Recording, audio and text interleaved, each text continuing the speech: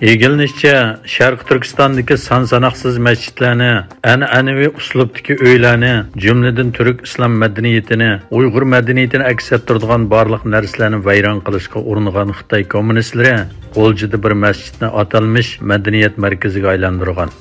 Uyg'ur xabar nomli Twitter hisobidan Xitoy ijtimoiy aloqa tor bekatlaridan erishgan bir sin ko'rinishdan ma'lum bo'lishicha, Sharq Turkistonning G'ulji shahridagi To'ttukan masjidi madaniyat va tantarbiya markaziga o'zgartirib o'tilgan.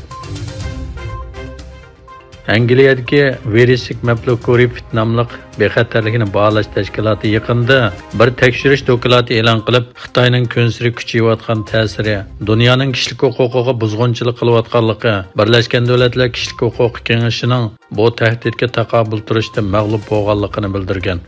Doklatda qayd qilinishicha, Birlashgan Davlatlar Tashkiloti Kishilik huquq kengashining o'tgan yili 6-oktyabrda Amerika qatorliq davlatlar o'tirg'i qo'ygan Xinjiang vaziyatini muzokara qilish taklif loyihasini rad qilishi buning tipik misoli ekan.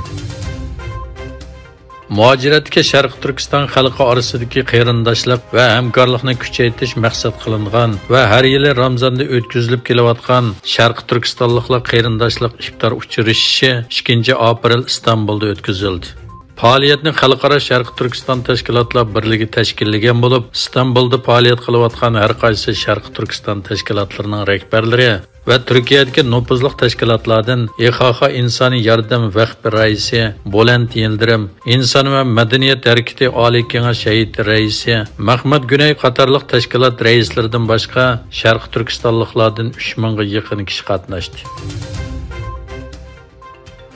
Gerçi Amerika hava boshlig'ida uçkan Xitoy jasuslik shari etilib tushirib etilgan bo'lsa-mu, ammo bu sharning Amerikaning bir qancha sezgur harbiy rayonlaridan axborot to'plagan bo'lishi mumkinligi o'tirg'i qo'yildi.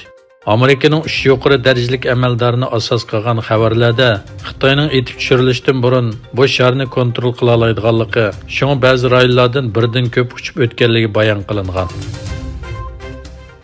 İran taratqularının xabariga qaraganda, İran prezidenti İbrahim Reis ikki davlat diplomatik munosabatini qayta boshlash qaroridan keyin Saudiya Arabiston podshohi Salman ibn Abdul Aziz Al Saudning Riyodni ziyorat qilish taklifiga ijobiy javob qaytargan.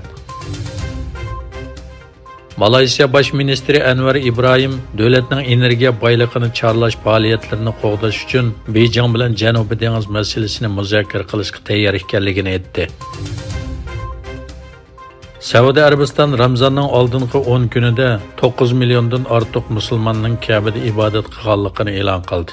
Saudiya Arabiston Ichki haram ishlari ministri o'zining ijtimoiy aloqa hisobida bu to'g'riliq bayonot e'lon qildi. Bayonotda Ramazonning oldingi 10 kunida 9 million 357 ming 853 musulmonning haram masjidida umra va ibodat qilganligi bildirilgan.